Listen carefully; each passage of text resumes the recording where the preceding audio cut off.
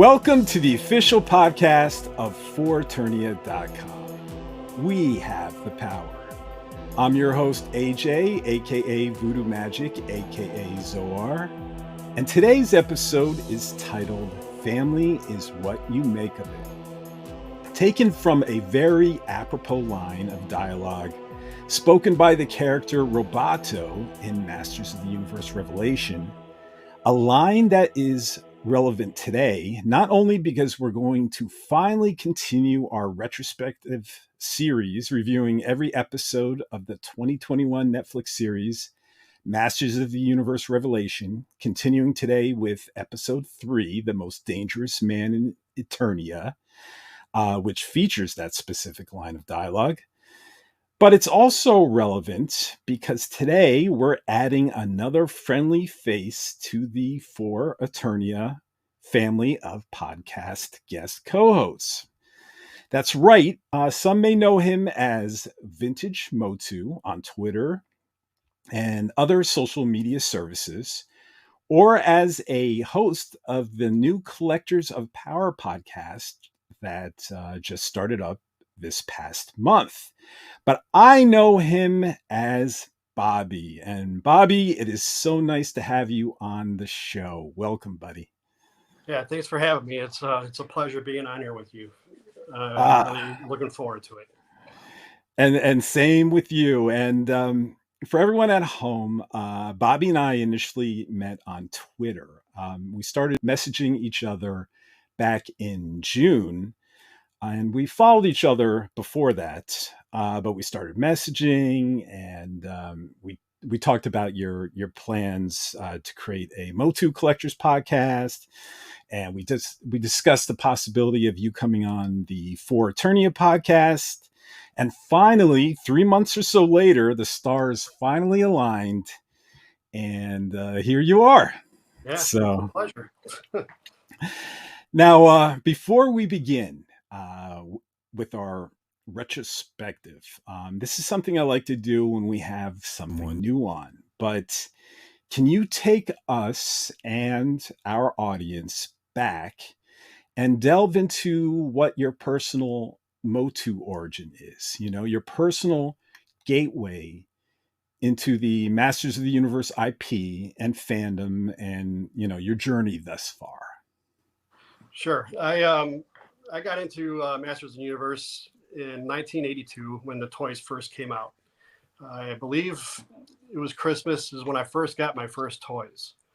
I got Castle Grayskull, Zodak, Stratos, He-Man with Battle Cat, and Skeletor and the Wind Raider. Those were the figures I had originally. And I used to be a real big Star Wars fan back then.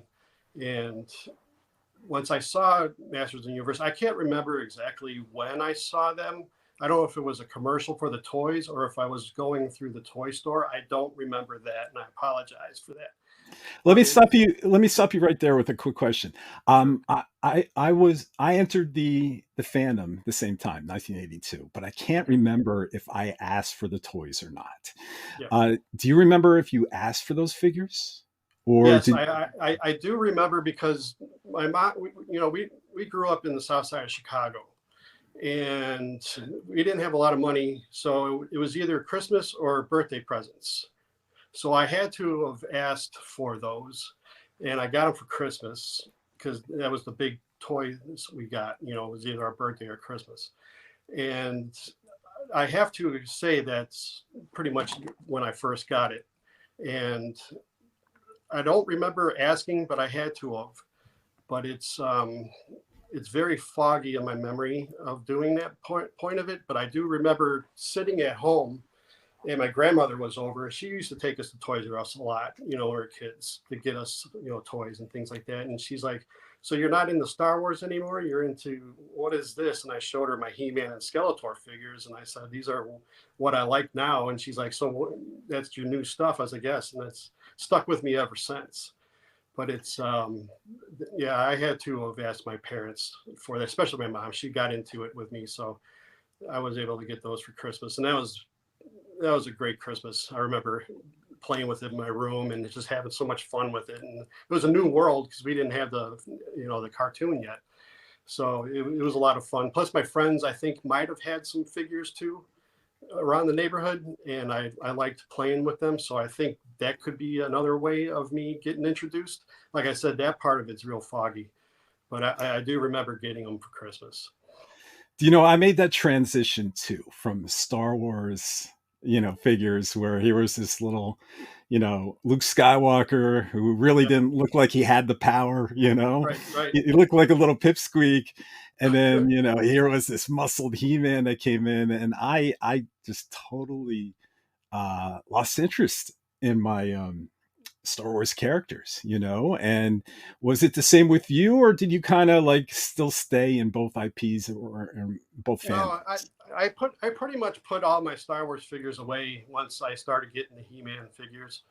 I um I had most of the Star Wars, and I had a friend who lived not too far from Service Merchandise, and we used to run over there all the time and look at the toys. And he was still getting Star Wars. I think I might have picked up a couple things like ships and stuff like that when I had my birthday, but He-Man was it. But like I said, at that time there wasn't too many figures out, and I had a decent amount of them. But yeah, He-Man was it for me once I got into those. Nothing else for a long time. Now, when I played, I had no idea about the lore, and this is before the Filmation Yep, cartoon came out, same and here. I had no interest in reading my mini comics. Forget about. I mean, I looked at the pictures, but reading, schmeeding, it got in my way of playing with the toys. Exactly. So, do you remember any particular like play style? Like, was Castle Grayskull like Skeletor's castle? Did you do anything just like off IP that you can remember that later you learn like, oh, this is the correct way? Um, I think maybe I didn't know what it really was. I thought it was a cool place, and like I was saying before in my other show, I played with the play sets, but I played outside the play sets, not in them too much. So I used it more of a background, and someone had to get it. I might have remember reading. I knew about the power sword opening up the gate or the drawbridge, but I don't think I had it as a Skeletor base. I thought it was just more of this is where they're at and this is where they do battle in front of. I don't think it was any particular, you know, uh, good or bad place to go. I think it was just that's the place that they fight. I think that's how I played with it, if I can remember right. Like a neutral war zone for your Yeah, figure right. to, yeah, do battle in. Yeah, that's cool. Yeah. And so then a year later, right, the Filmation show came out. Did you Yes. get into that? Oh, yes. That was. I know I get my buddies. They mess with me about this, but I'm a huge Filmation fan.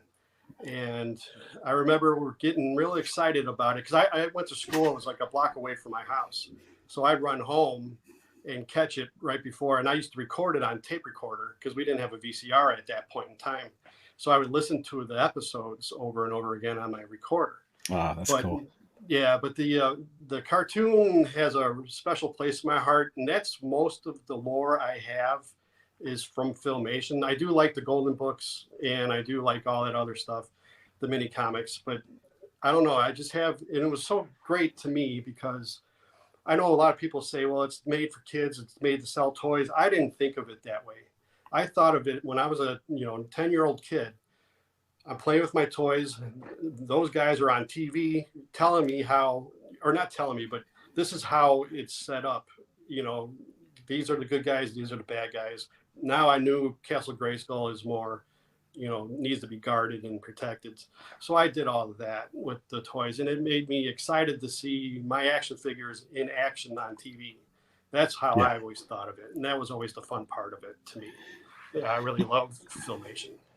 I heard the same criticism. It was created to sell toys, and it's accurate in a way. But if anyone Yes. actually goes through, especially season one, Yep. there is so many episodes that don't even feature Skeletor, that don't Hmm. feature any new characters, any new play sets, and they just do world building in Eternia.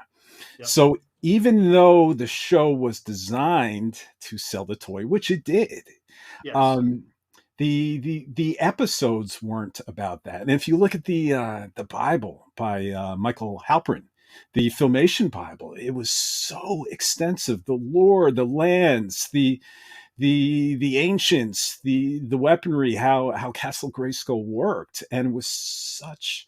I think it's a lot more in depth than people give it credit for. And if they actually sit back and watch, especially season one, they realize, wow, this has a lot more depth. Now you're going to get those goofy episodes from time to time, Of course. that are just sort of flimsy, but there's so much great meat to chew on in so many of those episodes that I really encourage people to go back and revisit, that this thing wasn't really just a toy commercial. But in fairness, in season two, the second half of those 130 episodes, I did see a little more of the let's sell this new figure, let's Right. sell Yes. that new Yeah. figure. Right. But there were still some wonderful episodes contained within. But yeah, no, it was a great show. So I'm still with you. So and this was the show that my lore was based upon too. That was until I saw that Manny Faces episode, I always thought he was a villain. Manny Faces, I Yeah. saw that green monster and I'm like, there's no way this guy could be a hero. Yeah. He was a little confusing. Yeah, because I got him the next Christmas, the '83, but I don't remember how I played with him too much. He wasn't that. I know people are going to probably be mad, but he wasn't that important to me because I didn't. Maybe because I didn't understand him, when I was little. But it's yeah, the cartoon. Like I said, people say it's made for selling toys, but they couldn't play any of the commercials for Masters of the Universe during that half hour. So you didn't get the commercial during the show at the same time. They weren't allowed to do that. So that's always my argument of it's made to sell toys, yes, but at the same time, we weren't suckered into buying them because of that. Yeah. You used to see like different toys being advertised, not He-Man during that period. And the majority of the Skeletor episodes, especially in season one, it was always Mer-Man, Beast-Man, and Yep. Evil-Lyn, and Yep. and everyone pretty much had those figures already, and it was just selling the lore, Yes. and which was fantastic. So, do you have a two-part question then from your origin? Sure. What was your favorite episode from that series, if you have one, if you recall, and did you have a favorite figure from the vintage toys? Oh, of course. Yeah, those two are easy. I like the Trap Jaw is my favorite figure.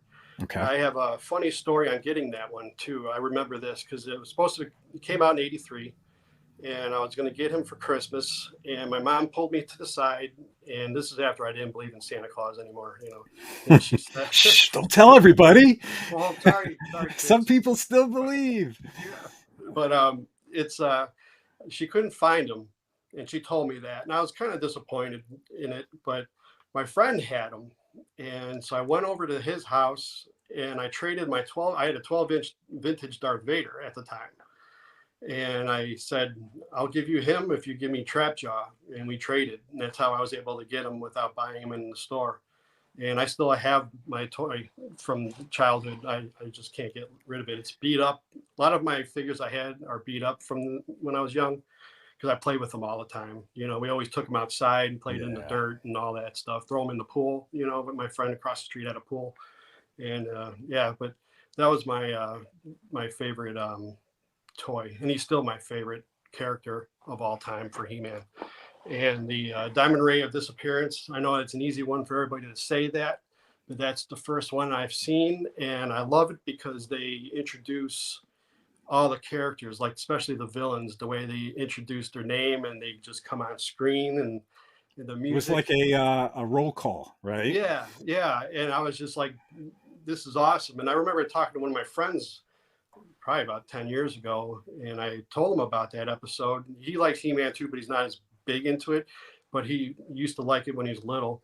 And he's like, "Oh, I do remember this episode. Yeah, this is the one." So that it always sticks in everybody's mind, I think, because they introduced all the characters. Plus, it's cool. You got that diamond ray, and it's always great. I always like the episodes where they have those magical objects that they use. Try to use it for evil, and it always backfires or whatever. So it's always been a lot of fun with them. Have you And seen that replica available now for the yeah, diamond? It's a yeah, little I would like to pricey. get it, but it's expensive. Yeah, Yeah. like I was saying to my buddies before, it's I'm 49 now, so I want to retire, and I can't spend $300 on each object that I want to get. I Yeah, try and to save up. it's just a plastic diamond in a box, and Yeah, and guess what? It doesn't make anybody disappear. yeah. If it Look. if it did work, that'd be great. But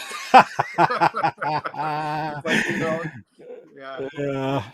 it's tough. There's a lot of collectors out there that just like that oddball stuff, and they don't get all the other toys. But I'm a toy guy, so I have to put my money towards that and not the other objects. So it Yeah. would be cool to have a diamond ray, but at the same time, it's nothing that I'm going to regret not getting later on.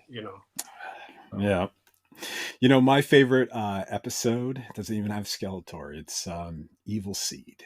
It's something. mm, Oh, actually, it does have Skeletor. What am I saying? It doesn't yeah, have Skeletor as the main villain, right. is Yeah. what I'm trying to say. That's where Skeletor has to team up with He-Man to sort of Yep. defeat Evil Seed. And I've always loved those episodes. Those were some of my favorite in Filmation, He-Man and the Masters of the Universe, where the villains had to team up with the heroes. They had to Yes. wave the white flag just temporarily and work together. And then, always at the end, He-Man's like, we could do this moving forward. And Skeletor is like, nope, one and done. I'm out of here. Back to evil, Right. Don't turn your back on me. I'm going to zap you. Yep. Yep. Yeah, Evil Seed's awesome. I have his figure from the classics, Yeah, I do and too. yeah, I love it because it's right on from the cartoon. I didn't like the design too much from 2000X. I thought it was a little too slimline, Yeah. but I do like what they call him, the cabbage head. But He looks he's awesome. Yep. Yes, he's fantastic. I love that. That's a great episode. Yeah, I love when the water comes down and it just buries everything, and it's great stuff. Yeah. Yeah. So, moving on forward as you got older, really quick, did you see the live action Masters of the Universe film in the theater in 1987?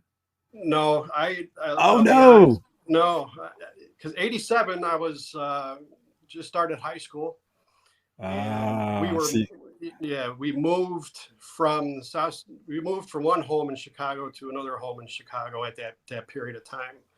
So I didn't go to the movies or anything like that. But I remember seeing the commercial, or the trailer, I should say, on TV, but it didn't appeal to me at that time. Like I always tell everybody, I was starting to get out of toys and Masters of the Universe and Voltron and G.I. Joe and all that stuff at that period. I was heavily into music, which I still am. And I was playing in bands at that point. As I was 14, I played drums and a lot of punk rock stuff that all my friends got into. And I pretty much left the toys and all that stuff behind for a few years until I got into my mid 20s, I think. And but yeah, music was big at that point in time. So I didn't care too much about the film when it came out, and I tried to watch it a few more times, and I couldn't get through it. I know a lot of people love the movie, and I'm a big fan of Masters of the Universe. Don't get me wrong, but I went to film school and all that too. So I'm watching it. It was a lot of things I didn't like. I didn't like the whole Planet Earth stuff and everything. But I finally watched it straight through. I tried 3 times. Finally watched it straight through this year, and I finally got through it. Yeah. Wow! It Yeah. took you till this year, 2022. It's Yes. 35th anniversary to Exactly. watch Yeah, it. I said I had to give it a Wow! chance. It's like, like I always say, there's something for everybody in Masters, and you're not going to love everything. You're not going to hate everything. So Yeah, it took me a long time to get that movie into my head.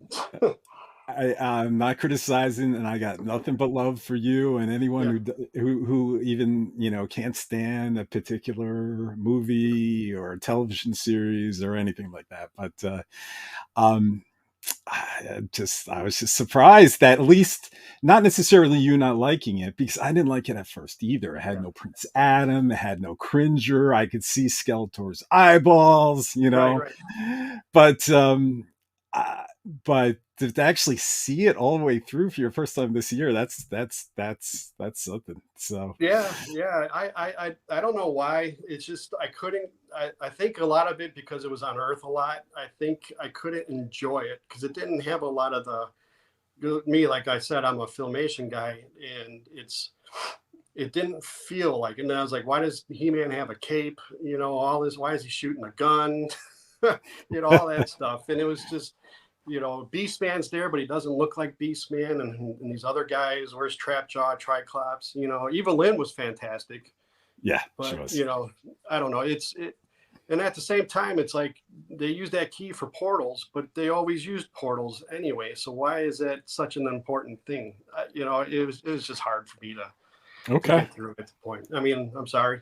I'm sorry to No, bore you, hey, but hey, yeah, that's absolutely okay. yeah, You're allowed to like and dislike. I love. That's why I ask these questions, because I'm yeah, always interested in everyone's perspective, and everyone has a different perspective. And that's the great thing about Motu, is that there's something for everybody. right, If exactly. you don't, if you, some people like Barbarian He-Man, Yeah. from the original mini comics, Hmm. and then of course so many people adore Filmation, and then some people can't stand Filmation. It's just like 2000X. There's new Adventures fans even Right. out there, you Yep. know and then there's some out there that the 1987 movie is their holy grail in Motu, that this is their peak of their fandom, and they've watched the movie hundreds of times and burned out their VHS, Right. so Yep. so that's what's really wonderful. And now we have Revelation that's reignited so much of fandom, and then we have this new interpretation, the CG show. Yes. So it's really, really wonderful that it's so inclusive of so many people's tastes. Yeah. And it goes back to me as a child, even though we had those mini comics that no one read as a child, and often you got the same mini comic in different figures. You get Right. He-Man and had the same mini comic as Skeletor. There's so much unexplained lore that we created our own lore. We created the adventures with our toys that appeal to us, appeal to our sensibilities, that we liked, and I see that still as a descriptor of the IP today, Yeah. that we are coming from all different places, different tastes, different feelings and passions, and we all fit under this Motu umbrella, and it's awesome. I Yeah. Yeah. mean, Big your family. favorite color might be red and mine is blue, but we're all colors, in Yeah. that Exactly. respect. Yeah. So that's awesome. Yep. So all right. So why don't we move into our retrospective? Sure. We did this. We started this retrospective series of the episodes of Masters of the Universe Revelation, and today we're going to continue with episode 3, the most dangerous man in Eternia. Now, did you do your homework, Yeah. Bobby? Did you Yeah. watch this a bunch of times before this episode? Yeah. I actually watched it twice. Once Okay. to get into it again. Well, I've seen it 3 times now. Originally when it came out, and then twice this past weekend. Yeah. So I can remember everything that I can remember. Yeah, I think I've watched it a dozen times already, but I did watch it again to refresh myself and make sure I took some notes down, because for anyone who's joining us for the first time, this will our retrospective will be done chronologically in a way similar. Bobby and I were talking off camera, similarly to a sporting event broadcast, where I will deliver the play by play, and then myself and Bobby will stop me at points where we might want to add some color commentary mostly just consisting of our opinions. And let me also caveat that we're big fans, but it's hard to remember everything. So if we get something wrong, we apologize in advance. No need to get your torches and pitchforks and crucify us in the comments because, as we were just saying before, we're all Motu fans just like you, and we got nothing but love for every single one of you guys. So, all right, so the episode starts, right, and we get the Netflix logo, and we get the red lava rocks, and the camera pulls out of the mouth of the Grayskull Jawbridge, and we get the title, "The Most Dangerous Man in Eternia." And the episode begins on this blazing sun in a gorgeous blue sky as the camera pans down to reveal a boat in the middle of the sea. And it's not just any sea, but it's the home of Mer-Man, the Crystal Sea. Yep. And I love Bear McCreary's music here. I don't know if you noticed it, Bobby, but it sounds like string instruments, and it starts on this like high note, and then whittles down to an ominous, low tone, something we often hear in horror films. Yes. And so already, even though I've already screamed and rave, I just love Bear's score here. Already, I'm reminded just in the opening scene what a great job Bear has done here. And all right, so then there's this gold and white boat, and it's a boat that we've never seen before, and it was just created for this series.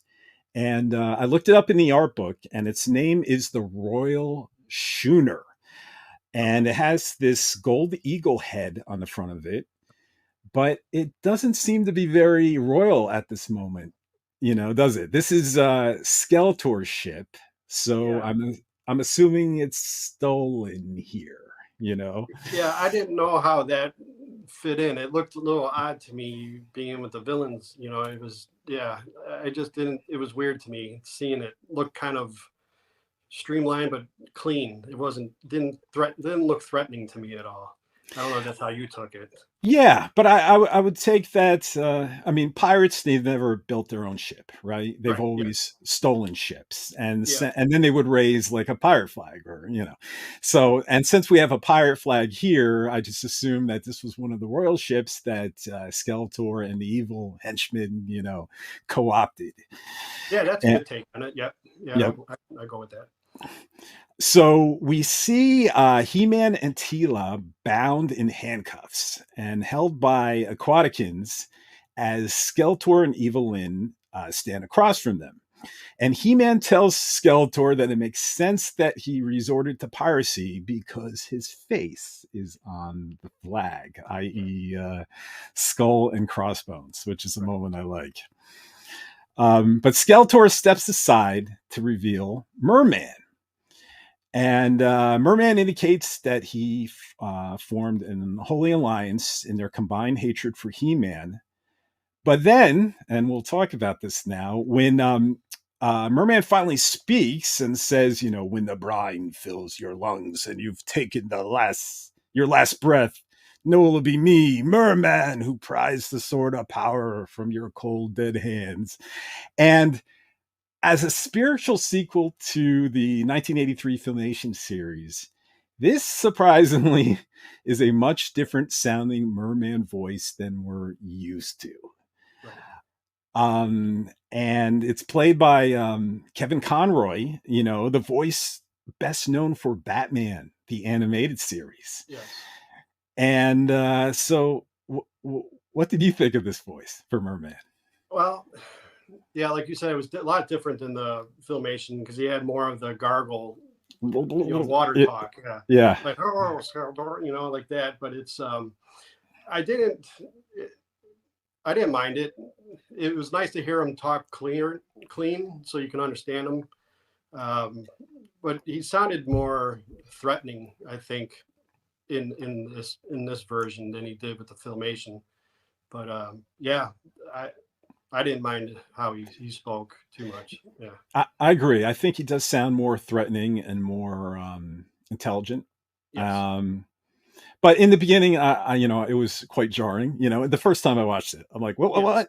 Yep. But it's since grown on me, and I dig it now. So, and and then I was also first wondering, what tethers could hold the most powerful man in the universe. But then we get a closer look at them, and it turned out to be cordite Yeah. cuffs. Handcuffs reinforced with the old cordite crystal, which is the most powerful mineral in Eternia. And in the Filmation series, the sources explained it's the same substance that was used to build He-Man's power harness, Right. and is mined by those lovable creatures, the widgets. Yeah. Yeah. I love those guys. They're great. Yeah, I love them too. So Mer-Man gives the signal, and the Aquaticans pull both He-Man and Teela off the ship's edge into the Crystal Sea, with the intention to drown both of them.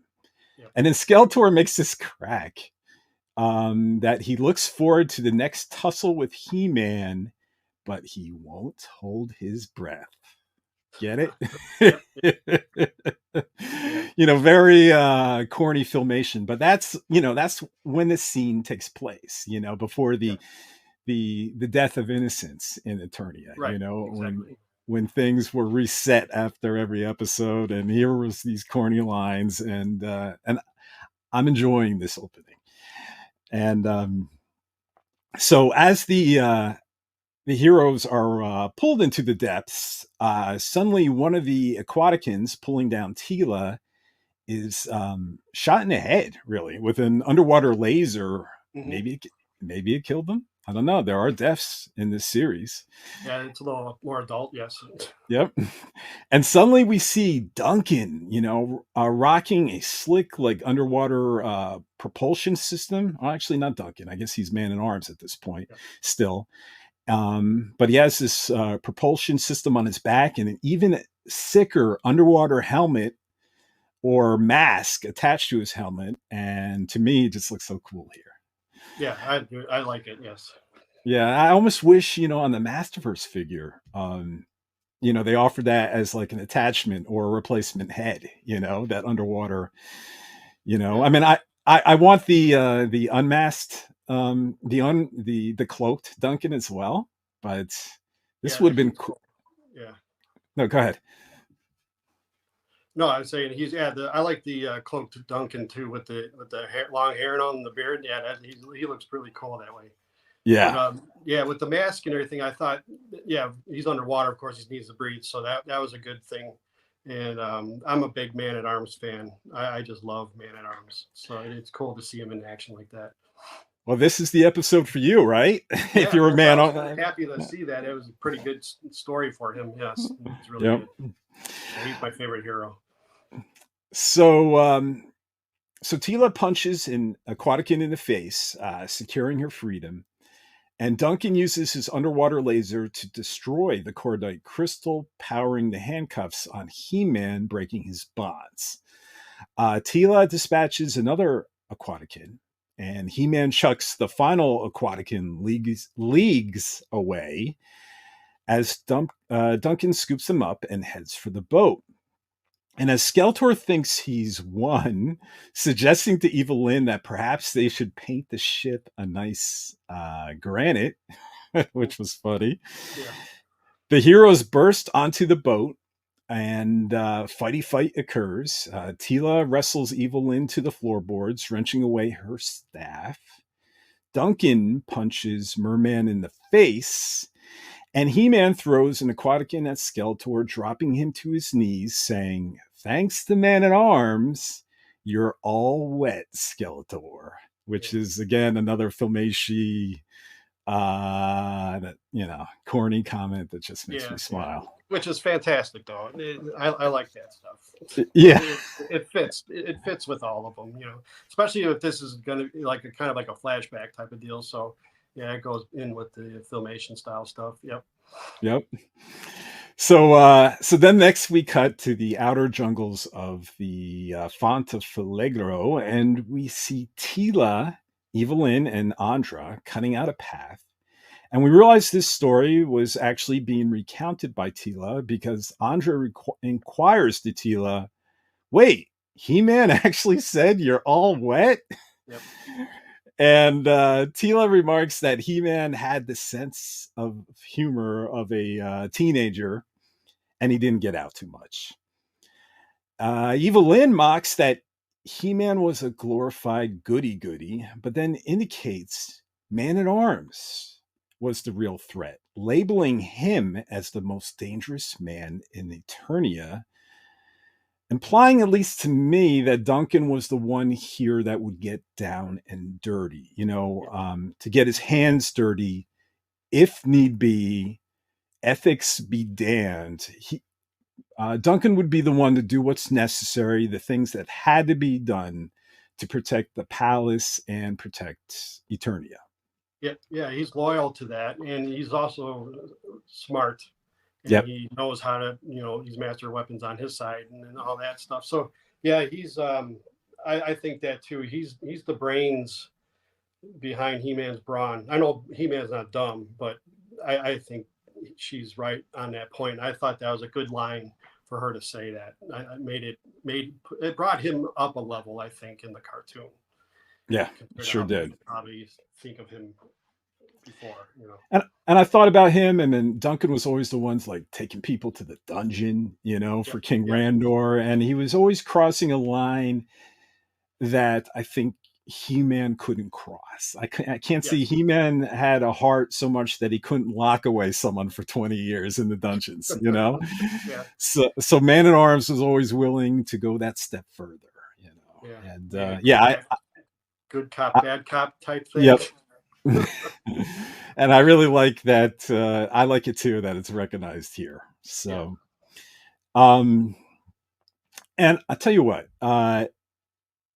knowing what we know now after watching Revelation Part 1 and Part 2 numerous times, it might be just me, but I can see a glint in Lynn's eye every time she talks about or talks to Duncan. Now, I'm not I'm not one that usually is one that ship characters, yeah, but now that Lynn is no longer evil, and now that the sorceress is dead, I can honestly see these two get together at the end of a revolution, fill in the blank, like trilogy series. I could actually see these two get together somehow. Maybe it's just me, but yeah. I don't know. I didn't really catch on to that at all. no. That no. Maybe she sees him more of as a father or something that she didn't have, or something like that. I don't know. Yeah, it's yeah. I don't know. I didn't. Maybe I just went over my head. I didn't see that coming. But yeah, Well, I don't know. next time you watch it, or even when she brings up about Duncan, her eyes light up. It's Okay. like they light up, and then she corrects herself, Yeah. and it's nuanced. But I don't know. Maybe I'm crazy, but it's just something that I saw. So, Yeah. all right. So Evil-Lyn starts giving life advice to Andra, telling her not to waste her time on dangerous men. But Tila warns Andra not to take any advice from Lynn, teasing that Evil-Lyn is the only one here carrying a Skeletor in her closet. That play off skeletons in your closet. Right. Um, but Evil-Lyn slyly retorts to Tila that she is not the only one here carrying a torch, which is a idiom for being in love with someone. So at this moment, Lynn acknowledges here to the audience that number one, she's carrying a torch, i.e., she is or at least was in love with Skeletor. And number two is calling out Tila for feeling the same way towards Adam and slash He-Man, which Tila makes no effort to deny. So when I first watched this episode, this finally marked the point for me where everything I suspected in the Filmation series was now confirmed as true. You know, that Yeah. Lynn had a thing for Skeletor and Tila had a thing for He-Man. So for me, as a big Filmation fan, it was so great to finally hear these long-held suspicions get called out. It was headcanon validation in a Right. way, especially Yeah. with Evil-Lyn and Skeletor. You know, Yeah, I don't know if I picked up the Evil-Lyn Skeletor love relationship in Filmation as much because I always liked her wanting his power and going behind his back a lot of times. I don't know if I caught if she's in like loves him. I do get it with Tila and He-Man because she always liked him being around. But yeah, I don't well, know. Maybe it go was ahead. if it was a relationship, it was a toxic one. You know, Oh, definitely. Yeah. Oh, between yeah. those two. They needed each other to do Yeah. whatever they needed to do. It's one of those things, but I don't know if it's love or what. But yeah, I don't know. I didn't get the love part with Evil-Lyn and Skeletor. Yeah, that was more like I said, headcanon validation. I mean, we Yeah. did get our hints, a lot of big hints actually in the Filmation series that Tila not only had a thing for Adam, but a thing for He-Man. And Right. sometimes He-Man, sometimes Tila would get jealous if He-Man was around another woman. Yeah. And sometimes He-Man would get jealous if Tila was around another man that was, Right. interested in her, or Adam would, right? Yeah. Yeah. So definitely, those suspicions were well founded. Right. Um, but yeah, with Evil-Lyn, that was more a leap to some degree. Yes. Very nuanced if it was intended at all. But now, it's proven as true. So, um, but all right. So as the ladies head off, um, we hear someone or something in the bushes following them, and possibly giggling to Andra's remarks that she doesn't know why she thought someone named Evil-Lyn would be nice. Right. Right. Right. And who could that be in the bushes, And at least when I first watched this, I didn't know. But it felt a very like a golem, Yes. following Yeah. the fellowship. Right. So all right, so next we cut to a fountain, dripping water, Mhm. and what appears to be a bearded Duncan in a cloak, capturing the drips in a container. Then it's revealed a whole line of people are waiting in turn for the fountain's water. Duncan exits the line, and an old man is next. But one cup, but well, once his cup is full, the old man trips and spills all the water he collected. And as the water spills on the ground, we can see it's magical water because all these sprouts Right. become growing out of it where it's spilled.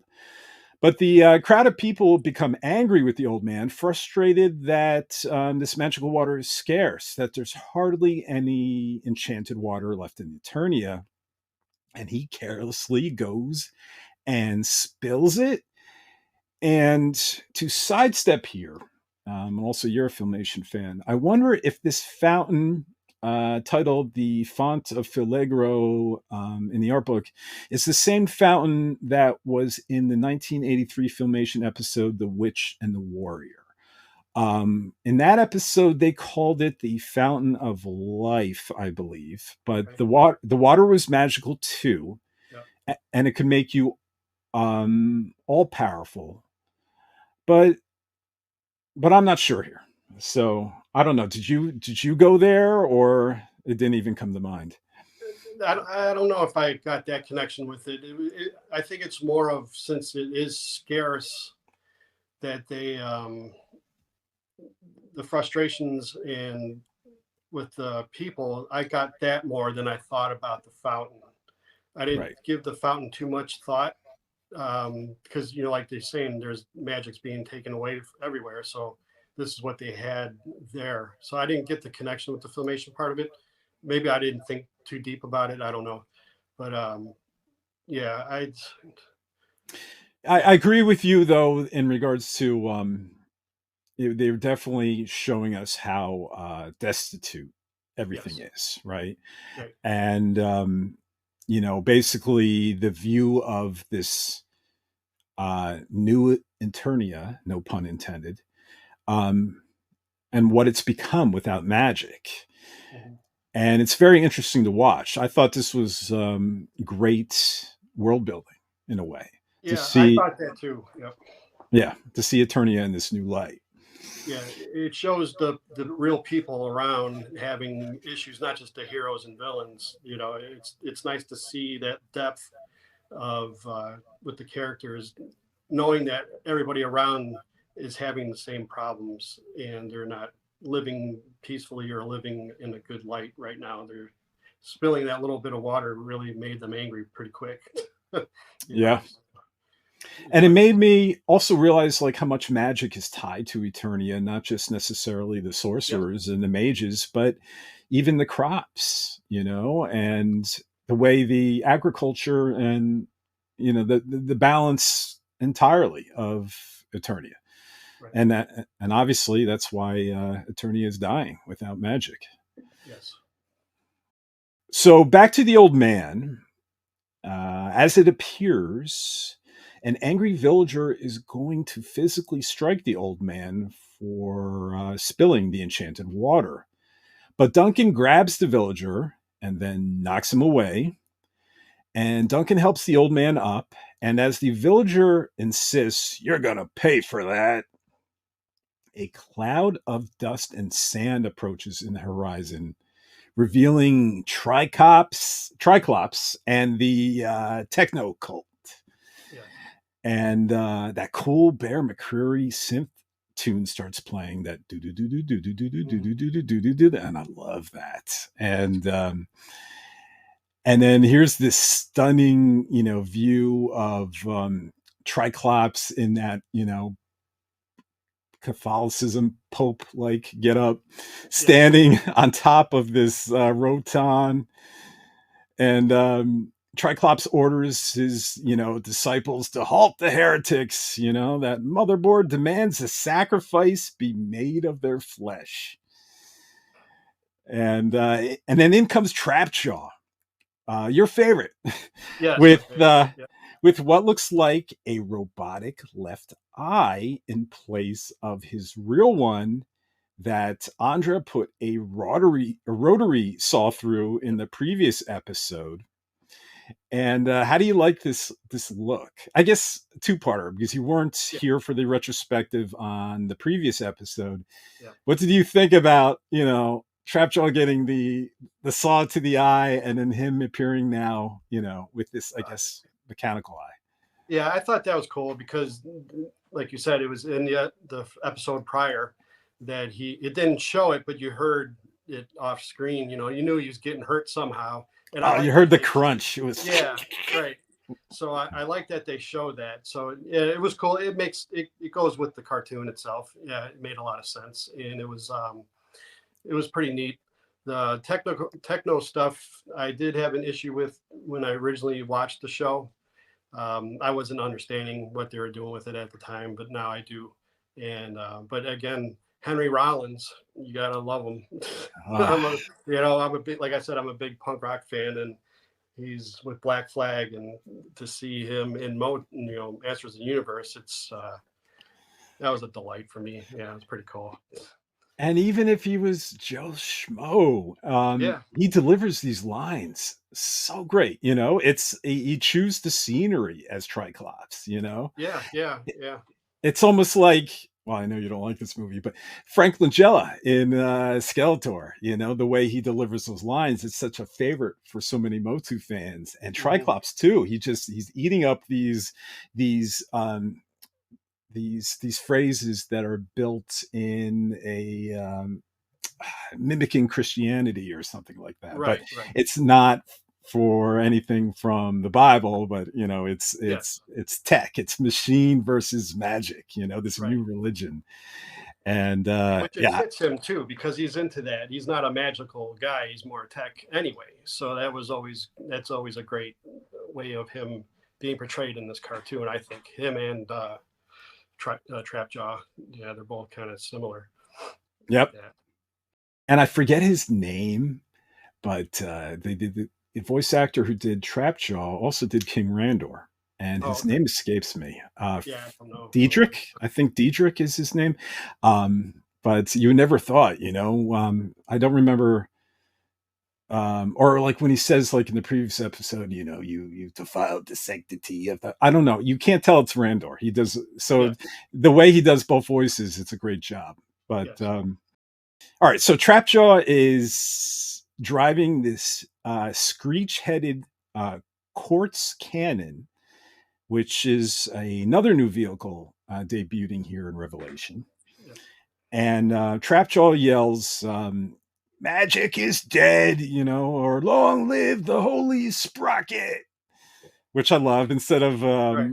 Holy Spirit in Yeah. Christianity, Yeah. it's the Right. Holy Right. Sprocket, and or Catholicism, and I'm just eating this stuff up. I just love it. So Trapjaw uses this quartz cannon to vaporize the magical fountain, and Duncan jumps away just in time and makes sure that he's not dropping the enchanted water he collected.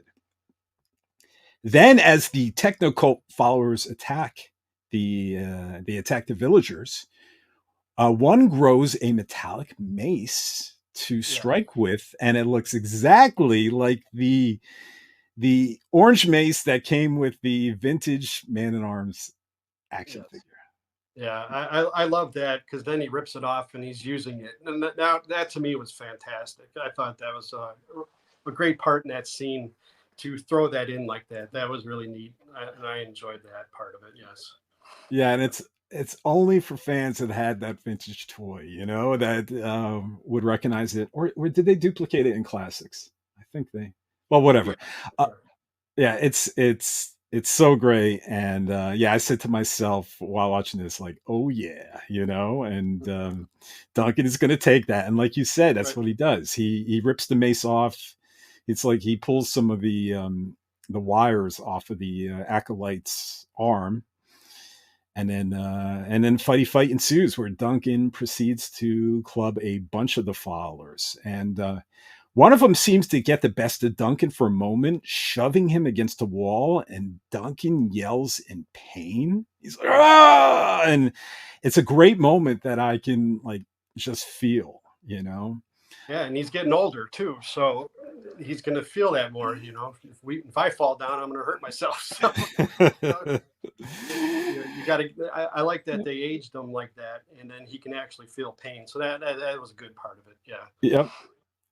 And that continuing fight almost makes him spill the enchanted water that he collected if he didn't dive to the ground to catch it, to save it.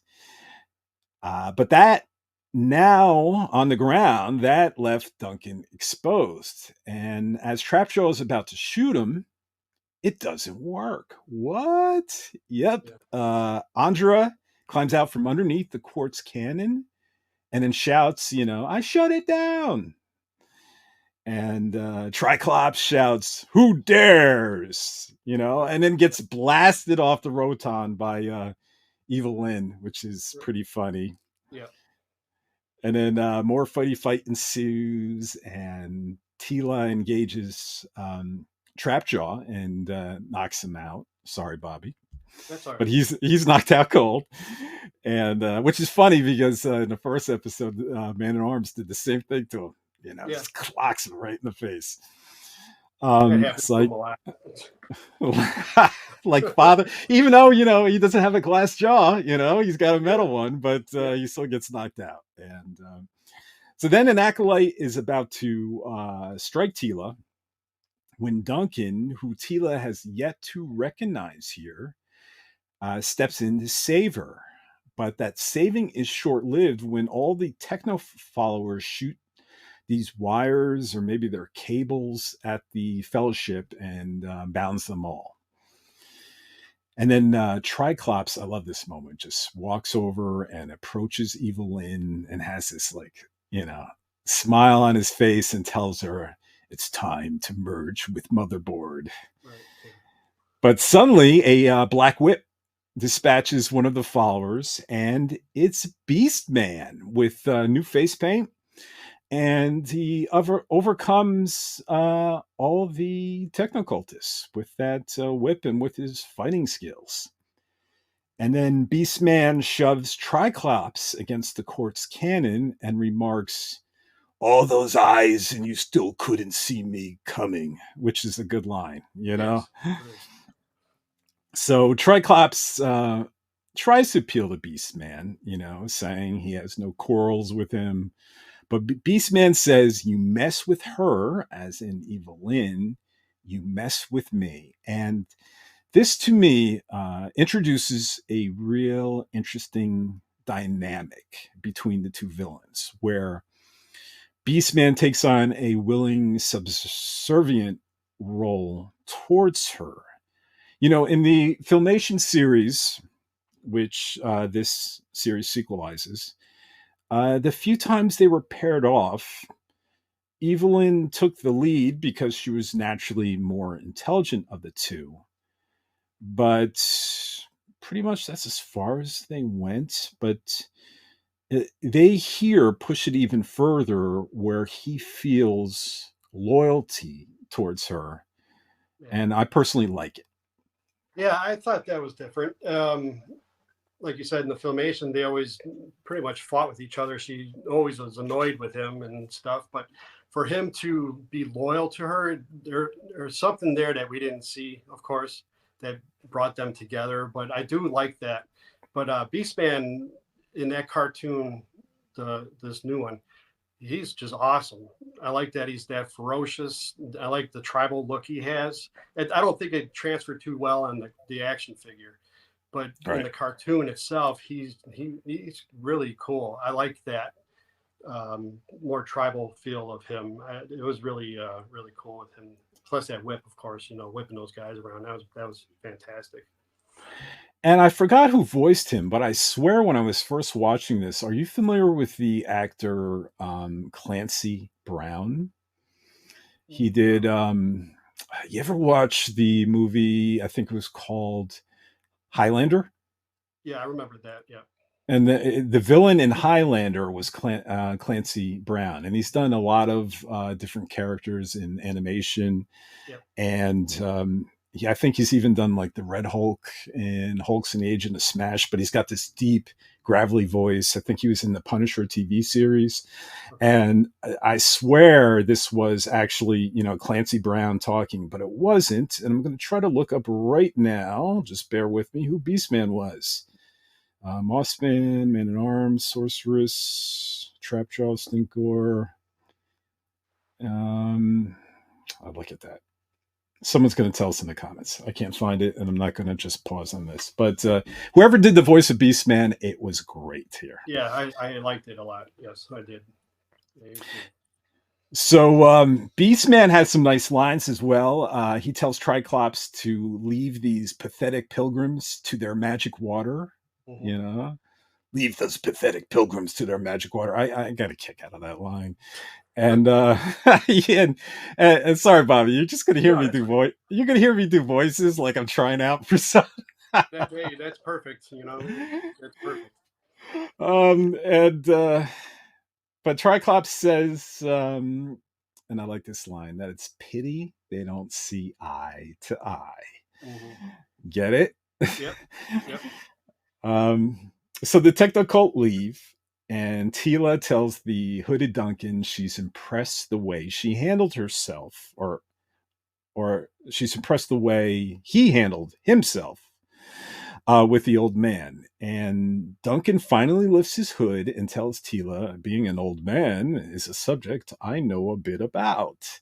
Hmm. And Tila surprisingly says, Duncan, as Duncan falls to his knee and asks or begs Tila for her forgiveness here. He's sorry that he kept so many secrets from her and asks for another chance. But Evil-Lyn cuts him off, saying they don't have time for broken theatrics. And Tila then explains to Duncan that they need his help to reforge the Sword of Power. Duncan scoffs at the idea, though, reminding them that he lost his rank and his royal decree. And if he doesn't get that cup of enchanted water back home, he's going to lose a lot more than that rank. He's going to lose a friend.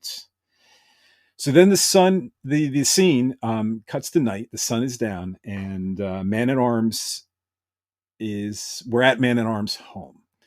And a hand lights a lantern, and then on a dresser, we see a hero medal and a magical pyramid and these little meteorite rocks. And I think any big Filmation He-Man and the Masters of the Universe fan recognizes these objects and knows who to associate them with. Orko is here. Yes. And for anyone who wants to catch the episodes, Orko was awarded that medal for his bravery in the episode Return of Evil. And actually, I think he was knighted in that episode. They started calling him Sir Orko. I think it only lasted for that episode. Yeah. But he was actually called Sir Orko. And then the magical pyramid combined with these meteorite pieces made a portal between Orko's world, Trala, and Eternia. And that's where his girlfriend, Driel, came in or came to Eternia through this pyramid. And that was the episode Dawn of the Dragoon. So, yeah. So someone under the bed covers stirs, and Tila gasps, "Orko!" And Andrea remarks that the little guy looks sick. And Oracle, listen to me. That was the name he was given at birth, but that's the next episode. Orko says he's not too sick to do a magic trick and attempts to bring in a little sunshine in the room. But of course, instead, he makes it rain on his head, and it's the same old Orko. Yeah, which is perfect. Yep. Now I gotta ask you, regardless, people who love Filmation, some people, fans, feel very differently about Orko. It's like you either love him or hate him. So, how did you like Orko as a Filmation fan as a kid? I loved him because I was young when it came out. Well, not young. I was 9, 10. I was 10 years old. But I did like the character. I accepted him. I thought he fit right in with the Filmation. I like the character. I don't have a problem with him. I don't know if I know anybody that doesn't really like Orko so much. I think he brings. Now you do. Oh, you don't? Well, I didn't. As a kid, it was like, get this funny Orko out of my screen. I want to get to the cool He-Man and Beastman and Mer-Man. And I kind of found them a little bit annoying. I mean, I tolerated them, but I found them a little bit annoying, but it wasn't actually into this series, actually until not just this episode, but the next one, which, we're not there yet, that made me love Orko, Yeah, that he really turned into a badass, right? In the next episode against Scareglow.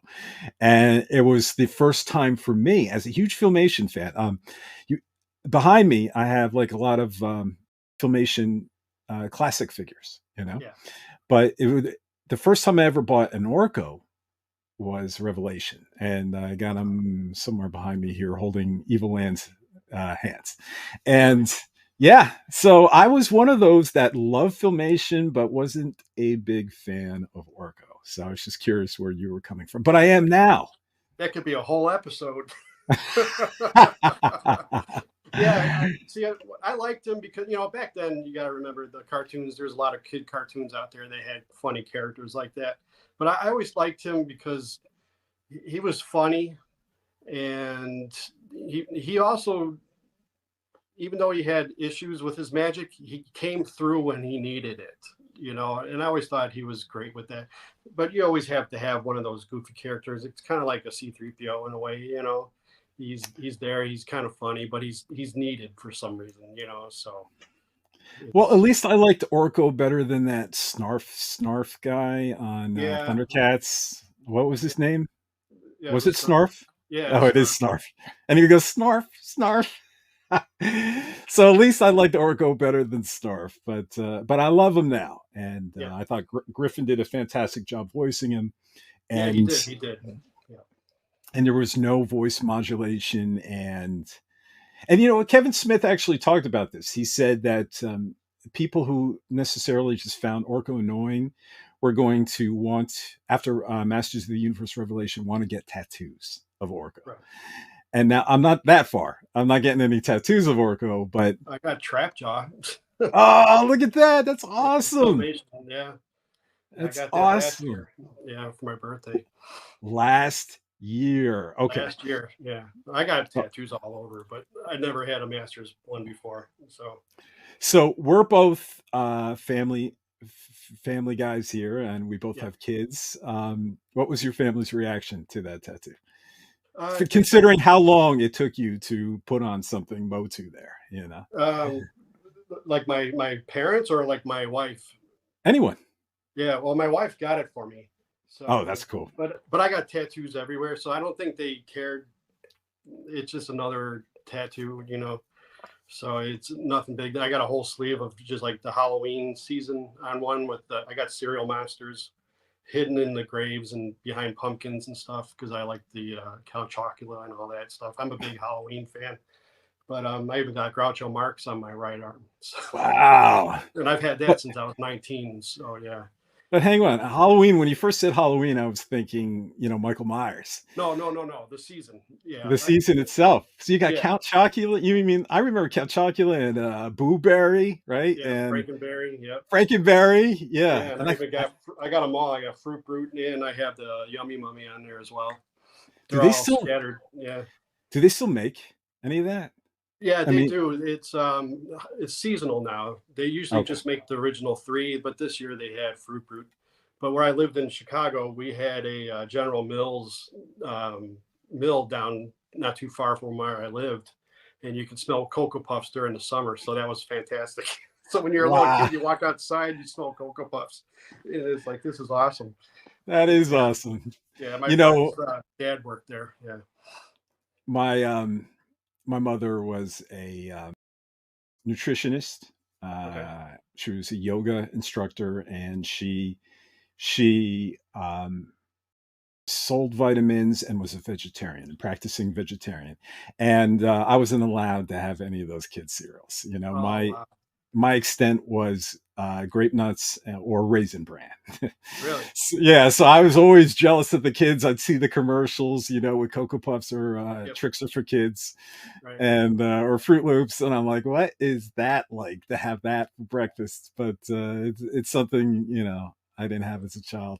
Yeah, well, back then it wasn't as good for you either. So a lot of sugar. You know, they changed the recipe now, but yeah, there's a lot of sugar. I Mm, remember having it. Yeah. blast from the past. Yep. Yep. All right, so so so Duncan hands Orko the enchanted water to help Orko feel a little better, and this point I find it really charming and heartwarming here that Duncan, who was always the most frustrated with Orko, who had tons of inventions ruined and machines ruined by Orko, and was singly the most person to ever get annoyed with Orko, is the same person that doesn't leave his side. And Duncan has taken upon himself to take care of this dying Orko. And I don't know. For me, this dynamic is just so wonderfully sweet and brilliant. And you know, I give kudos to episode writer Mark Bernardin on this, because to me this is so good and so smart writing. Yeah. Their relationship is one of those where Anna Arms gets frustrated with him because he doesn't he messes up everything, but I always felt deep down that he loved Orko anyway. He needs him around. It's just it's one of those relationships. But he would never turn his back on him. I never thought he would ever do that. So it's nice to see in this new cartoon that he's actually taking care of him. So that's brilliant, I think. Yep, agreed. So Tila asks, how did this happen to Orko? And Evil-Lyn explains, since there's no magic left in Eternia, all the mages like her and Orko got hit the hardest. And Orko reminisces about his past life, then gets choked up when he brings up Adam. And Tila asks softly, you still miss him? And Orko says, every day. And Orko thought it would get easier with time, but it didn't. And Tila is sympathetic and says, I thought it would get easier with time too. So did I. And so we have a nice, real tender moment there between Tila and Orko. And then Evil-Lyn recognizes that time is against them and asks the disgraced Man-at-Arms, will he help them forge the sword? But he declines. Tila asks, what about, Duncan's responsibility to Eternia? And Duncan counters, he was responsible for Prince Adam, but he's not here, so he's not fit to render service of any kind. And I can tell there's still a lot of guilt there. He also says, if he welds two pieces of metal together, that King Randor will have him executed. But I honestly don't think Man-at-Arms or Duncan really believes that, nor would King Randor ever do that. That was just said in a total burst of anger in Yeah, episode 1. yeah. I Which, didn't think he would get that. I didn't think that would happen to him either. It's hard yeah, to figure that out. As a parent, I understand that anger. Just imagine you find out in a moment that not just He-Man has died, but suddenly Adam is dead too, and Adam was He-Man, and everyone has lied to you for years about your son, not their son. They're lying to you about your son, and all these years that you have ridiculed your son, trying to make him a stand-up individual, and looked downly upon him, and gave him snide comments, hoping he would change his way from being that lazy prince. He wasn't. And so it's not only dealing with the death, but it's dealing with everything he said to him all at once. So of course he's going to scream out, if you come back, I'll have you executed. He's angry as hell. So, but I don't take it at all literally, Right. of that moment. So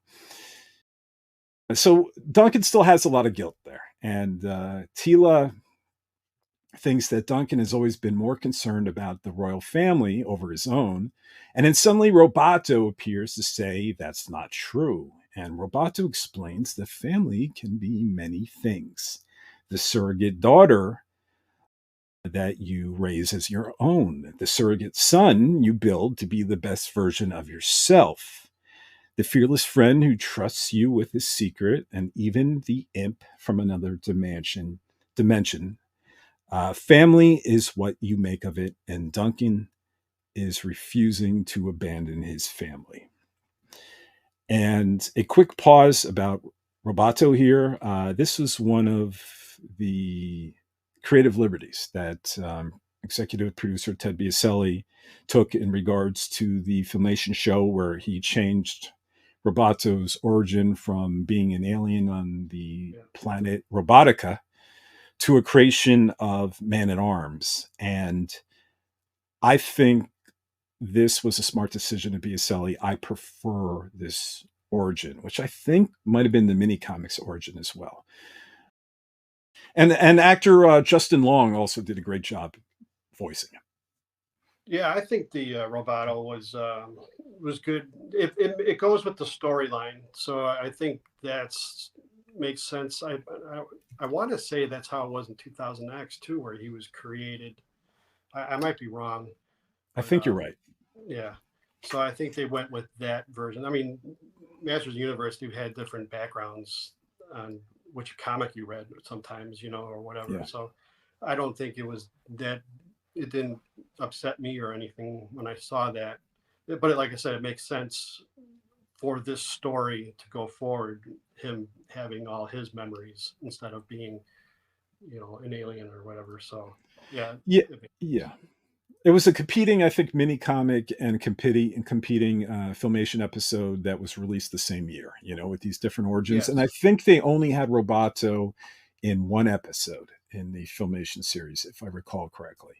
So it wasn't like it was a major change, but I think it served the story well to Yes. follow the mini comic here. So this is, even though he adheres so much to the Filmation show for existing lore and then pulls from other sources when the Filmation show doesn't explain certain aspects, I do appreciate this change, and I think it was the right decision. And again, Justin Long and voicing him, he filled that character. That character felt like a machine, yet I don't know. He did a wonderful job giving depth to this machine, even though he was analytical. Um, he still felt, I don't know. You Kind of could human. still, Yeah. yeah, human. He felt endearing, Yeah. and I really found myself quickly attached to this character and liking that he was part of the Fellowship. Yeah. Yeah. Bravato's good. Yeah. Yeah. So Orko says he wants to go with them, but Tila says it's not safe, that they're going to Subternia, the land of the dead. Then I love this part. Evil-Lyn remarks, from the look of Orko, I'd say we were already there. And then Beastman, who has absolutely said nothing so far, starts giggling. Yeah. It's perfect. Yep. And then stops when he gets a few of that, that's not appropriate, Right. looks towards him. So, and that's all Beastman had to say during this whole conversation was a giggling, Right.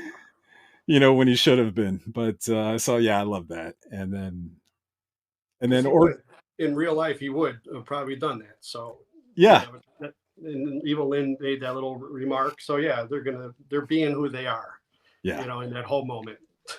Yep. So that was good. So Orko pleads to Tila that he had the best time of his life with her, and in the past, and only more life can help him at this point. But life isn't here in Man at Arm's house; it's out there. So please bring him out on an adventure like she used to, just this one last time. And he won't let her down like the old times. That he'll be good, which is a sad little speech. And then Tila relents and says they'll still need someone to reforge the Sword of Power, and that's when Roboto volunteers. He has all of young Duncan's memories, and all of Roboto's neural pathways are based on Duncan's, so including Duncan's stubbornness. So Duncan knows that he can't talk Roboto out of it. So he says if Orko and Roboto are going, then he's going to follow his family, and empties his helmet that's been serving as a fruit bowl, on Yeah. the Right. shelf Yeah. That's for funny. years. Yep. And plans to join them. But Tila insists now that if Roboto can reforge the power sword, that Duncan should go to Grayskull instead, because the sorceress is dying and only has Cringer to protect her. And how long will it take before the Technokult, hell bent on going after old magical totems, will go after Castle Grayskull? So Duncan relents and says he has a secret to reveal, though, to Tila. Obviously, that she is the daughter of the sorceress. But Evil-Lyn shuts him up, insisting there's no time for any more secrets. So Duncan says it's a story for another time. And Tila shrugs and says, if we're lucky. And Tila admits that she doesn't know how she feels about the past anymore. But if Duncan wants to make it up to her, save the sorceress dad. And then they don't hug, but they shake hands. Yep. So then the scene dissolves to another boat, another one created specifically just for Revelation. This one's called the Hover Skiff that has a swordfish motif. And, and everything has like an animal head, all these Right. new Yeah. vehicles, very Motu. Yes. And so our fellowship is riding on this hover skiff boat as it travels through the Crystal Sea. And Evil-Lyn decides to take off her helmet. And even though fans have seen Lyn's white hair before in the Filmation series, it was always short hair. Right. But this time she reveals these wonderful long flowing locks of snow white hair. And first I think it's like, how did she fit all that hair, in that helmet? But then secondly, I think to me, this is really a good lowercase new Eternia look for her. And I like it. Yeah, I'm a fan of Evil-Lyn with short hair. Okay. Be honest with that. I didn't mind her having long hair because, like I said, they're changing the characters in this new cartoon. It's in the future, but her back then, it's always was like punky to me. She had more of the punk style haircut. We're going back to that punk Yeah, motif you yeah, love. yeah. Yeah. It's like Penelope from the Avengers. She had that real short cropped hair, and it was always cool to me because it's more, I want to say, violent looking than it would be with the long, pretty hair. But like they're like these characters in this cartoon, they're changing. So obviously they're going to change her look as well. So I didn't have a problem too much with her long hair. I like it, but I do display her with the helmet because it's just too iconic for me. Yeah. Yeah, I love Evil-Lyn. She's like, I keep saying, I know Trapjaw is my favorite, but Evil-Lyn, her character development has been great since the beginning. I think she's just awesome. I love her. Yeah, me too. Yeah, she's one of the best. Speaking of that short hair, my I always refer to my mother as Evil-Lyn because she had that white spiky hair. She would actually dye it that way. She was Oh wow. people would call her the Billy Idol haircut, talking about Yeah. punk, and actually there was a few women in Hollywood that had the same short haircut that she kind of modeled it after. One was some woman named Susan Powder. This is dating us. Holy cow. Susan Powder was like Stop the Insanity. She was some sort of Yeah, I remember workout. that. Yes. Yeah. Mm-hmm. And she had this white spiky hair with this red lipstick, and my mom would do the same thing. And then I think female singer in Roxette might have looked the way too for a little while. Or maybe what was her name? Annie Lennox Yeah, Annie Lennox. Yeah, yeah. in Rhythmics. Yeah. Yes. Yep. Real short red hair, orange or whatever you want to call it. Yeah. Yeah. And this is really dating us. I know. But hey, I already mentioned how old I was. So Hey, guys, it's just, but good thing, we didn't age a day. So don't yeah, sweat exactly. I hope. it. All right. So back to Motu. Evil-Lyn reveals that she likes places like this, the Crystal Sea. She likes places that are vast, unforgiving, and elemental. And Tila quips, you didn't like it too much the last time we were here, calling back to the beginning of the episode where they were on Skeletor's pirate ship. Right. But Evil-Lyn counters that she liked the Crystal Sea, just not the company. And next thing we know, they're back to discussing their previous relationships. And Evil-Lyn admits her devotion to Skeletor blinded her to the obvious, that she could have been a master of the universe, that she was born to rule. But instead of fulfilling her destiny, she spent a lifetime helping Skeletor fulfill his. And Tila just says he's dead now, so move on. But Evil-Lyn laughs and says, like you haven't moved on. You've just run away. And then Evil-Lyn gives some good advice to Tila here. She says, if something is dead, you bury it. If something isn't, you nurture it. But either way, you have to face it, or it will haunt you to the end of your days. And to me, this is just generally good advice. Now, after Orko recommends to Andra that she keeps a journal if she's going to live a life of an adventurer because memories can be fleeting, suddenly an explosion is heard, and Aquaticans are attaching explosive devices to the hover skiff to blow the engines, in which they are successful, and the ship stops, and a dozen Aquaticans jump up onto the ship and surround the heroes, pointing their spears at them. And suddenly, Mer-Man jumps aboard, and holy crap, what happened to Mer-Man? You know, apparently life hasn't been a breeze since Magic has left Eternia because he's got scars all over his body. Right. And good old Fish Face is missing an eye, too. Yeah. You know, it's almost quite an. With Trapjaw, you know, like how he's missing that eye now, too. Yeah.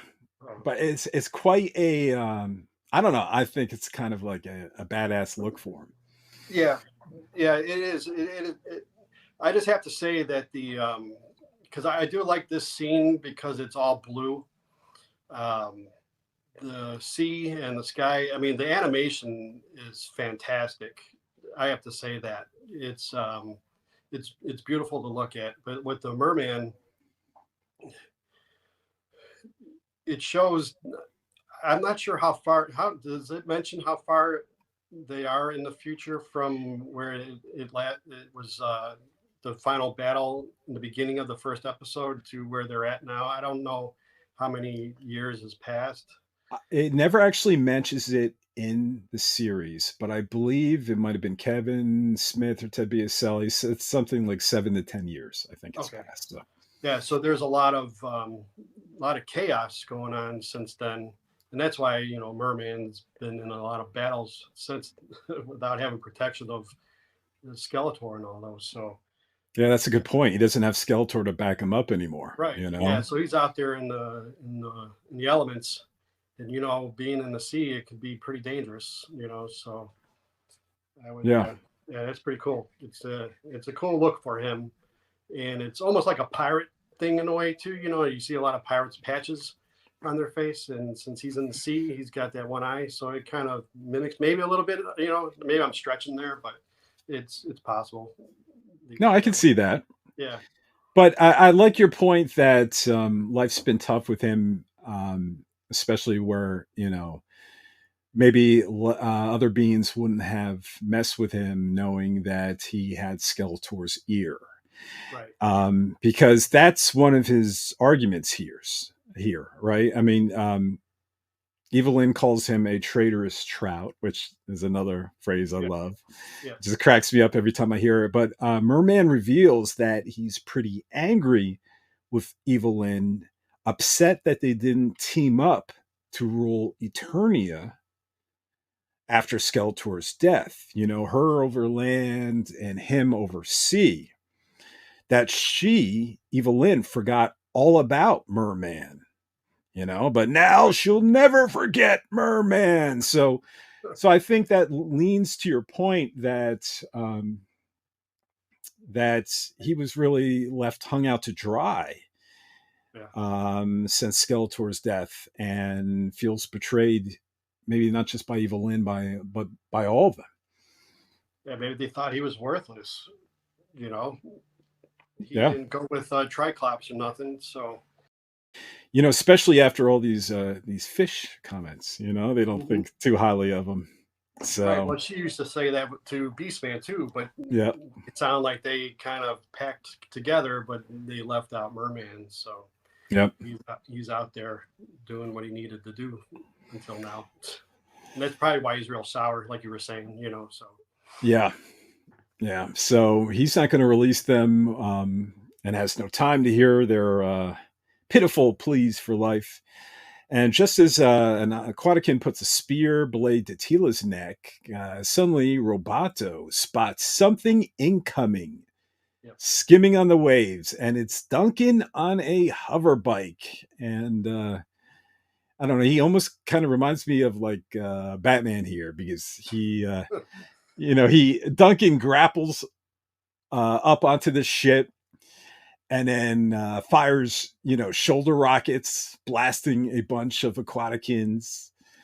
And then more fighty fight ensues, and Duncan is blasting and lasering Aquaticans left and right, and then he grapples two Aquaticans like right into each other.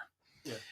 And then Mer-Man tries throwing Duncan off the ship, but Duncan shoots a grapple back at Mer-Man and brings him back onto the ship, and then he kicks Mer-Man into the clutches of Beastman's whip that Beastman quickly wraps around Mer-Man's green neck.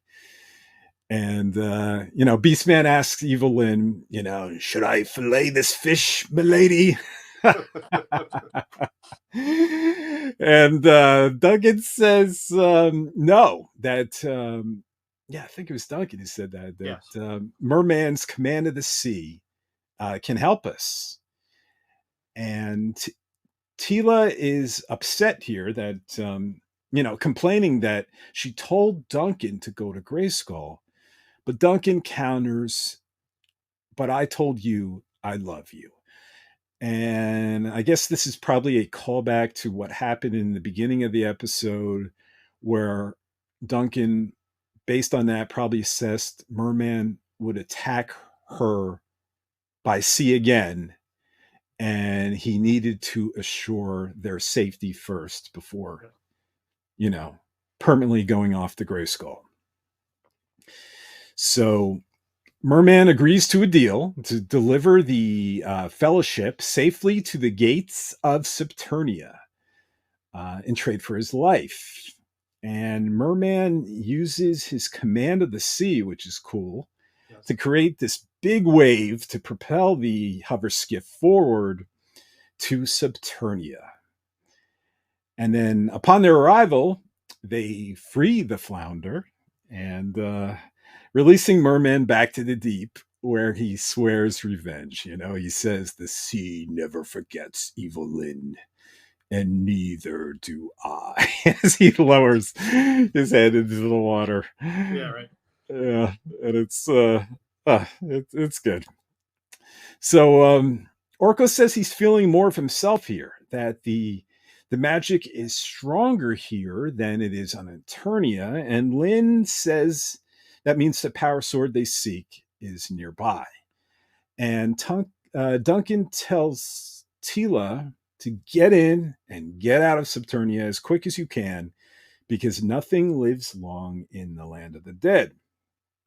Duncan offers to shake hands with Tila, just like last time, but instead Tila hugs him, and that brings tears to his eyes. Then no words are spoken, and Duncan leaves and heads off finally to Grayskull to protect the sorceress.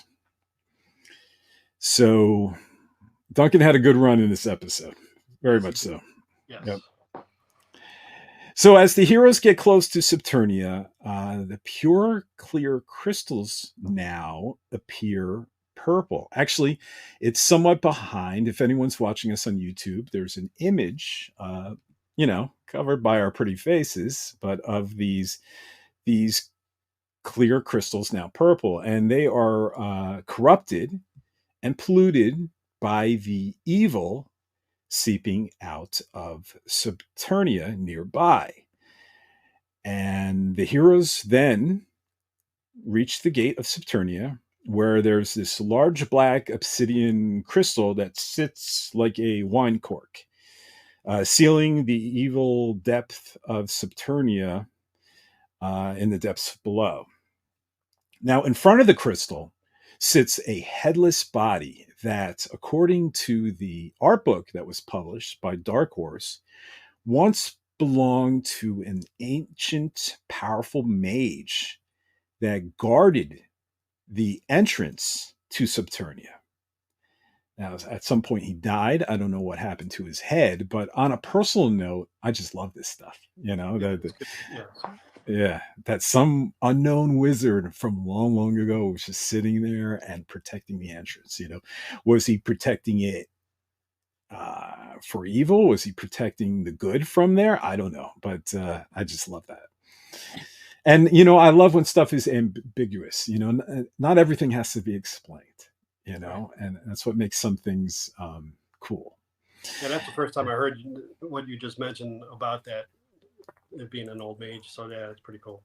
Yeah, I love the extra, and I got that from the art book, and including the purple crystals. Why they were purple was Yeah. they were being corrupted by the entrance of Saturnia. So it's the little things like that, the extra layers in the lore that I just love. Yeah. I love finding out these things, and it just makes my experience of watching a show like this even more rewarding.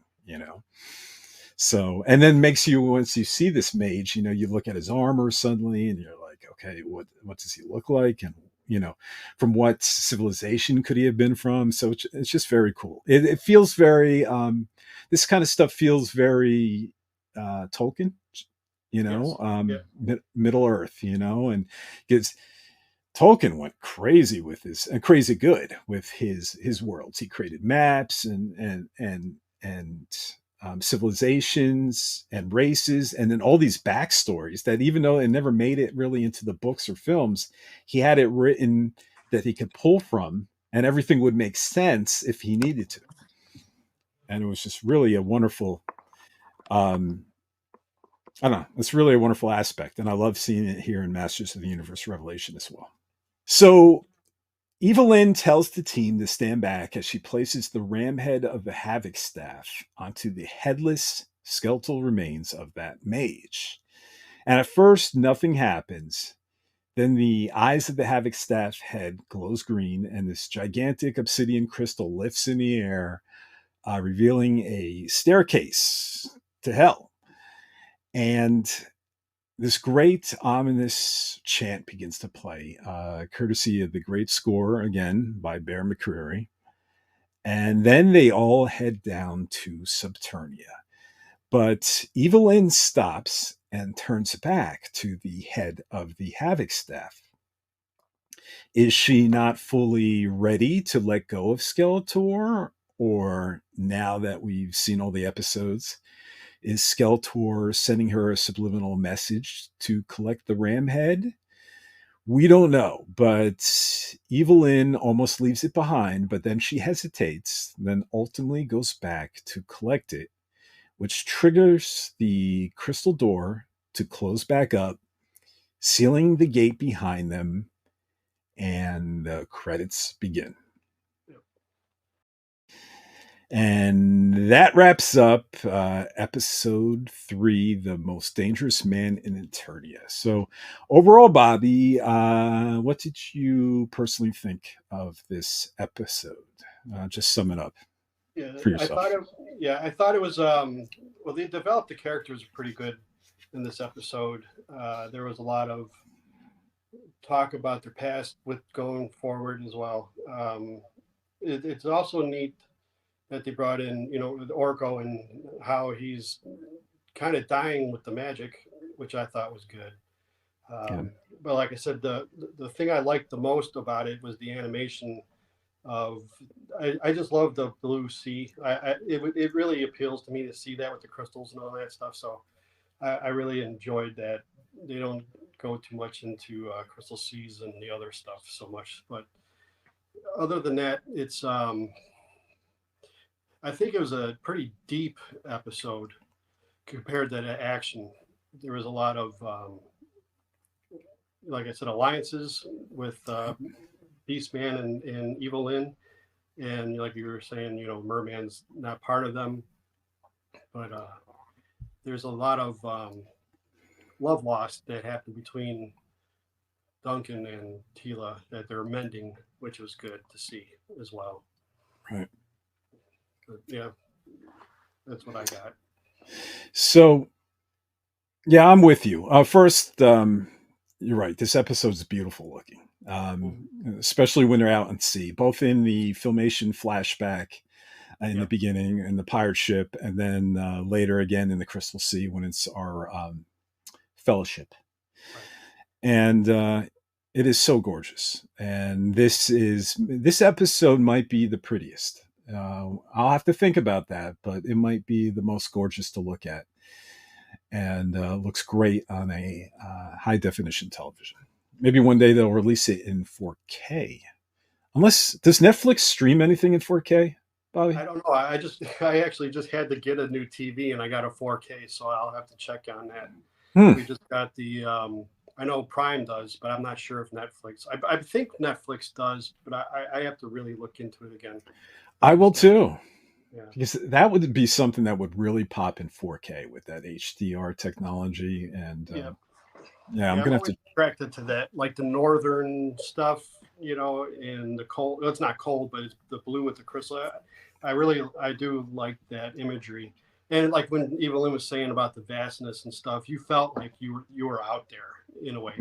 So that was that they did that pretty well, I think. Yeah, yeah, I agree. So, um, but for me, episode three, the Dangerous Man in Eternia, is a very good episode, and I think you had touched upon it yourself. But I think the key word here is relationships. Yeah, It is hard to analyze this episode narratively because this is very far away from a self-contained episode. It just feels like a almost a segment, a jagged piece, puzzle piece of our yeah, hero's full journey. It doesn't feel like a clearly defined chapter as some other stories have. right. But there's a lot of great stuff here, and it's relationship stuff. It's important dynamics crucial to the series narrative that for me is just so enjoyable to watch. Like the conversations with Tila and Evil-Lyn, and they share about their key men in their life, and Lynn's wise introspective analysis of her younger self and what she sees in Tila. And I think even Andrea and Tila both can learn a lot from Lynn, I think, here. Yep. But we also delve further into this new wonderful dynamic between Beastman and Evil-Lyn, where I don't personally see this submissiveness spawned out of love, at least romantic love anyway, but rather loyalty and Right. maybe Yep. culturally, like I can pronounce here. Meaning, I wouldn't be surprised if among Beastman's people, Beast women were the leaders of their tribe. It wouldn't shock me at all. And No, it's possible. and so I love this dynamic. and Yep. and Duncan, the last man for me on Eternia that I expected to be caring for Orko in his dying days was Man in Arms, but he won't leave anyone behind because every friend, even the annoying ones, even the bothersome ones, seem to connect deep with this man, and they do become family. Right. So Mer-Man feeling betrayed by Evil-Lyn, to Duncan, to Tila, to Evil-Lyn. As a Masters of the Universe fan, I am so appreciative of what this episode is and the character layers it provides. And this is all just wonderful new stuff to me that enhances Masters of the Universe and the characters I grew up in the Filmation series. And for me, I highly recommend it. I think it was a good quality episode. Yeah, I think so too. Yeah, it's really it's deep. Like now that we've been talking through it and stuff, you think more about how it's. I was playing it in my mind the way you were telling the story, so I'm watching it again in my head, and it's just yeah, it's a very deep episode for character development. Of course, it was really strong. Not all action, but like I'm used to Filmation and all that, where it's like you were saying, it's one contained story on episodic. It's this one is like in between the first two and the last two, so it's a big deep episode to get things moving after the past and moving towards the future.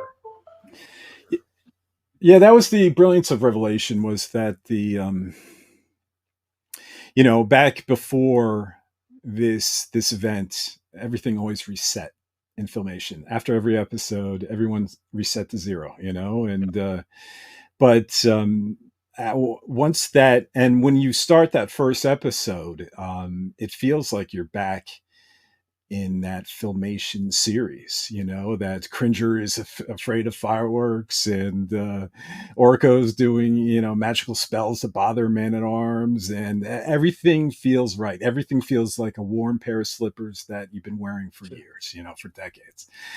But then I think it all basically goes to hell, goes to Eternia at the point when the death of Mossman, and it all just sort of unravels from there. And that's where, to me, like the show, it's where this Eternia loses its innocence, and now that things don't reset, we were getting so much more depth that we never had time for before, and issues that emotional issues that some of these characters have, and I guess this was always the plan of making a sequel to this show for adults, which is crazy when I think about it. It's like Yeah. taking a kid's show and we're going to sequelize it, but now it's made for adults. Like the show was made for you, Bobby, at age 9 or whatever age you were, and now this show is made for you at age 49. And still appreciate, and it's kind of cool. I love the. I don't know if it's been done for other IPs. I didn't check out the Transformers one that Tim Sheridan was involved with yet, but I don't know. It's so cool. Yeah. So, and I really appreciate what they did here versus just giving us another, Filmation show where, everyone's happy, everyone has the corny lines, and because we do require more from adult. It's why you left Masters of the Universe for a little while, as you chased your music, right? Right. It happened to all of us, right? We we Yeah. became a teenager, and then suddenly relationships and more, we started craving things for more adult themes. And And that's why I like to ask people when who's younger than me, like Bob in our show. He's 9 years younger than me, and I asked him how he got into it, and he always said he just watched the reruns, and I didn't even know they had the reruns on. Maybe I didn't have cable. They had that station that had it, but I don't remember it being on. So it's interesting to see the youth, or not youth, but younger guys than me get into it. It's cool. I think they were playing reruns of the Filmation show back on like maybe the Cartoon Network for a while, and then the Hallmark Channel, I think, had it for a while, and so it was places for people to catch. And then YouTube has been great because now Oh it's yeah, yeah, accessible for everyone. And I have the so many DVD sets, yeah. but for convenience, I just watch it on YouTube. Oh, okay. So yeah, Yeah, it's just I like easier. the physical. I like the physical product. I got my Saturday and Sunday morning cartoons. I watch 3 episodes a day in the weekends, and I got my physical DVDs. I throw in the Blu-ray player, and I just watch it that way. Oh, I love them too. Don't get me Yeah, wrong, but for some yeah. reason, I have the CD compact discs, Volume 1 and Volume 2 of this score from Bear Okay. McCreary. Yeah, But still, I kind of like stream it on my phone when I actually listen to it. So yeah. I still want that physical copy to put on the shelf. That Right. collector in me, Yeah.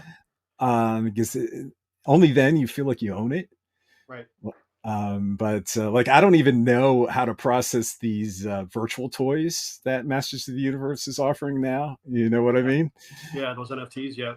Yeah, it's like I don't even know how to process these, and I don't mean to be like, the old man on the, get off of my lawn, but Right.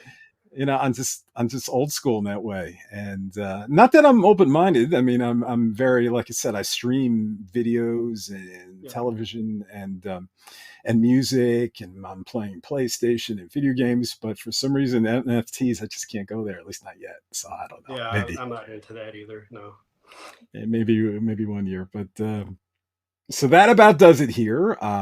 Bobby, do you have anything else that you would like to touch upon or add before we sign off? Just want to say thanks for having me on. It's been a pleasure. It's been a first time being on another show, which is great. Um, I don't know.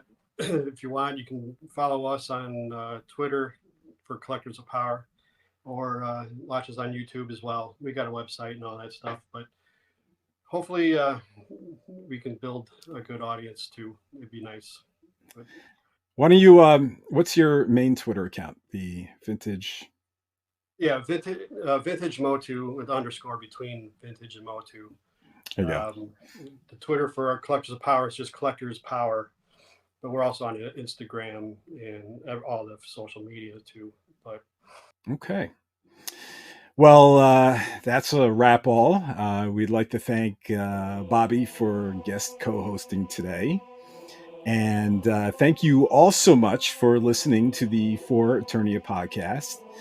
If you enjoyed it, please consider subscribing to our streams. And if you're watching on YouTube, please give us a like, subscribe, and comment below. We really love the feedback. And as always, visit us at forturnia.com for all the latest updates and news, as well as links to our social media pages like Twitter, Facebook, and Instagram that can help you stay up to date with all of our news and content. So that's it, guys. Thanks again for listening, and let the power return. We'll see you next time.